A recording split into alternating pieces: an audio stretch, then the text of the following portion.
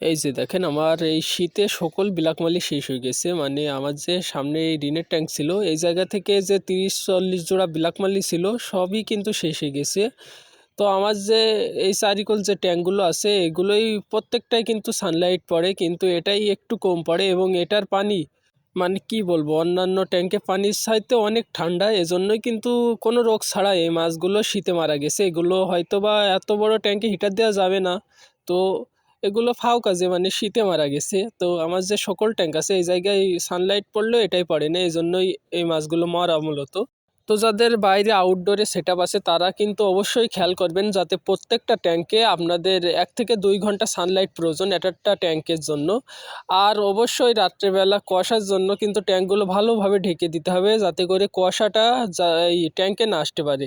তো আমার এই যে মাছগুলো মারা গেছে এটা কিন্তু সাধারণত আমার যে সকল মাছ আছে এর থেকেও কিন্তু এগুলো বেশি মারা যায় অনেক দিন ধরে।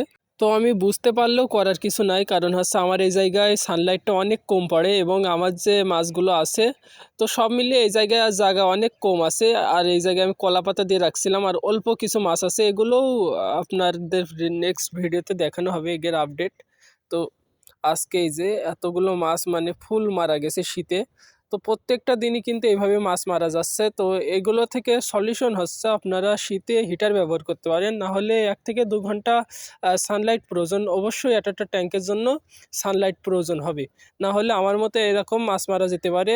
আমার যে ব্ল্যাক মালিগুলো আছে এগুলো বেশিরভাগ শেষ হয়ে গেছে আর অল্প কিছু আছে, এগুলো আমি সানলাইটে রাখার চেষ্টা করব এবং এগুলোর মানে হেলথটা অনেক খারাপ রয়েছে, এগুলো বাঁচবে কিনা সেটাও বলতে পারছি না। আমার যে অন্যান্য যে ট্যাঙ্ক এই যে সানলাইটের ভিতরে কিন্তু এটাই মানে কি বলবো, লাইটটা অনেক কম পড়ে, সূর্যের আলোটা অনেক কম পড়ে, এই জন্যই কিন্তু মাছগুলো মরা মূলত।